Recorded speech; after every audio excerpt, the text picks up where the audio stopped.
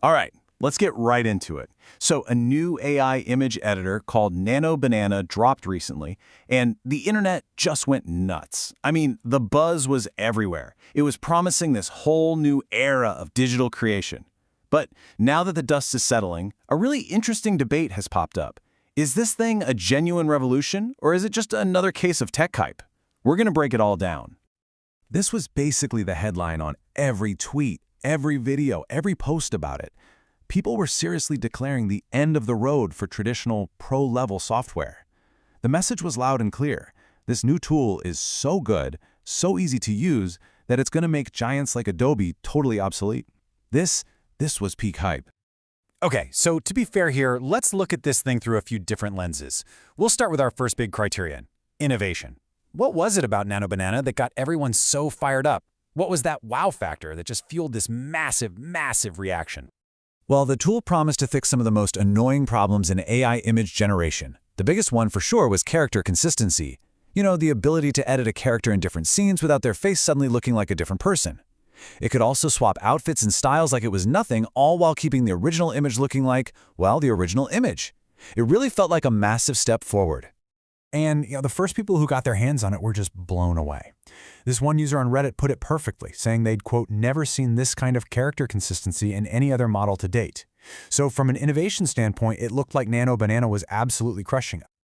But here's the thing. A great idea is only part of the story. So let's move on to our second criterion: technical execution. How does Nano actually hold up when you pull it out of the shiny demos and try to use it for real, day-to-day stuff? And this is where the story takes a turn. A professional graphic designer, someone who's been using these kinds of tools for years, saw all the hype and thought, okay, let's see if this can actually hang in a professional workflow. They weren't just messing around. They were trying to get actual work done with it. And that's the million-dollar question, isn't it? When the rubber meets the road, does the product live up to the promise? The designer spent a few days really pushing it to its limits. And here it is, the bombshell. The designer found that almost half the time, around 50%, the tool would just fail. It wouldn't make any edits at all. It would just spit the original image right back out, totally unchanged. This wasn't some minor glitch. This was a fundamental failure of its main job. And oh, the problems didn't stop there. The designer hit all the classic AI snags: weird glitches, crashes, those creepy deformed hands we all know and love, and really low-quality textures. The tool just couldn't handle complex backgrounds. Every single thing it produced still needed a human to go in and clean it up to make it look professional, so on technical execution, it was a mess. I mean, you'd never, ever rely on this in a competitive environment like a Kaggle hackathon, where every single output has to be consistent and reliable. So this brings us right to the core of the whole debate, and to our third criterion: potential impact. Because the designer's review kicked off this huge conversation online, and it revealed that there are two totally different ways of looking at a tool like this. This chart lays it out perfectly. You've got two different worlds. For the expert, the glitches and the bugs are deal breakers, because they're comparing it to something that's pixel perfect, like Photoshop.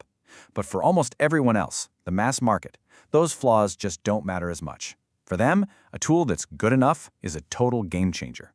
Because the alternative wasn't some other pro tool, it was having nothing at all. A user named Malikona just nailed this with a fantastic analogy. Complaining that Nano isn't as good as Photoshop is like complaining that a Honda Civic isn't a Ferrari, right? Most of us don't need a Ferrari. We just need a solid, reliable car to get from point A to point B. Here's another perfect way to think about it. Pro photographers will always need their fancy DSLR cameras for that top-tier quality. But for the rest of us, the camera on our phone is amazing, it's more than good enough, and the fact that it's so accessible has literally changed photography forever. It's the exact same idea here.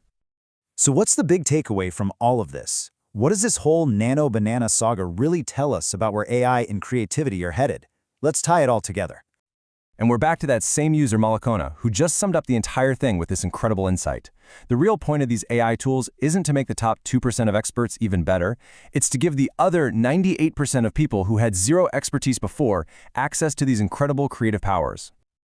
And this gets to a much bigger concept. You see, the internet gave us all access to information. You could go online and read about how to use Photoshop. But AI is doing something fundamentally different. It's giving people access to skills. You're not just learning about design anymore, you can suddenly do design, at least at a basic level. People are calling this the democratization of skills. And that's really the bottom line. The big revolution here isn't that AI is going to make the world's best graphic designers even more amazing.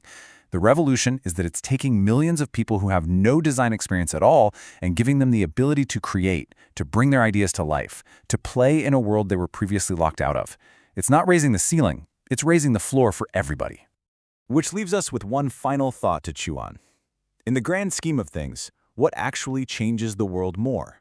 Is it a flawless, perfect tool that only a tiny group of experts can master, or is it a good enough tool that's easy enough for billions of people to use? That's the real question at the heart of the Nano Banana debate, and I have a feeling it's a question we're going to be asking a lot more in the years to come.